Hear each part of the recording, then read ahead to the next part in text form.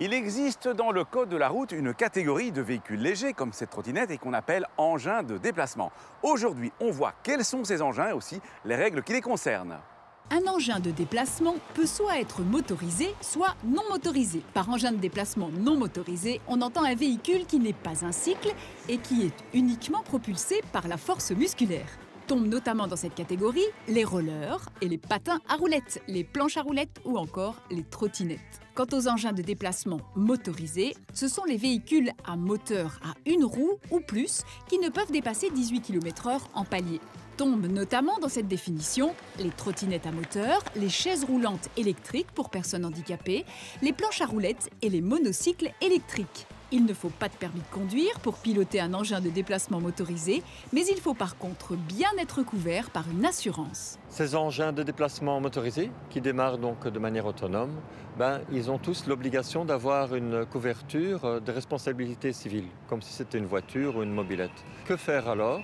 Il y a lieu de contacter son courtier ou son assureur habituel afin de trouver la couverture nécessaire.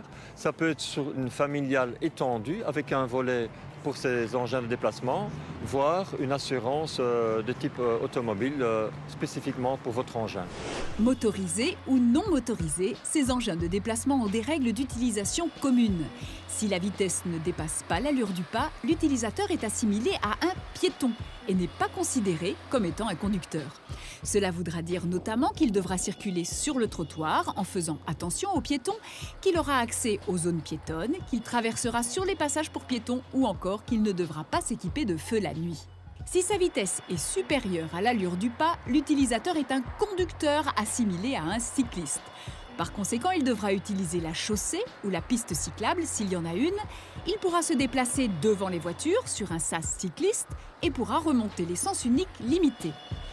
Il devra utiliser un éclairage pendant la nuit ou encore il ne pourra pas téléphoner en tenant son GSM à la main.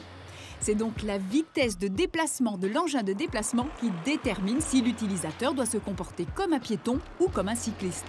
Attention cependant, la plupart des engins de déplacement nécessitent un peu d'entraînement sur terrain privé avant de prendre le risque de se lancer sur la voie publique. Donc au niveau des compétences, on conseille de travailler la stabilité, que ce soit le freinage aussi en cas d'urgence, tout ce qui est virage, accélération. Donc ça, c'est vraiment des points importants à travailler avant d'aller sur la voie publique. Et alors, ce qu'on conseille aux utilisateurs, c'est d'acquérir un set de protection, que ce soit au niveau des genoux, au niveau des coudes. On a les protège-poignets aussi. Et alors, très important, l'utilisation du casque.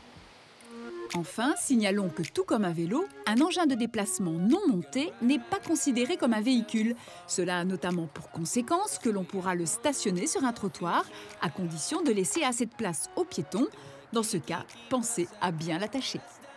L'utilisation d'un engin de déplacement ne dépend pas de la réussite d'un permis de conduire, mais n'échappe pas pour autant aux règles du code de la route. Par ailleurs, pour votre propre sécurité, nous vous recommandons de vous exercer sur terrain privé avant de vous lancer sur la route. Perdre l'équilibre devant une voiture ou un camion n'est vraiment pas recommandé.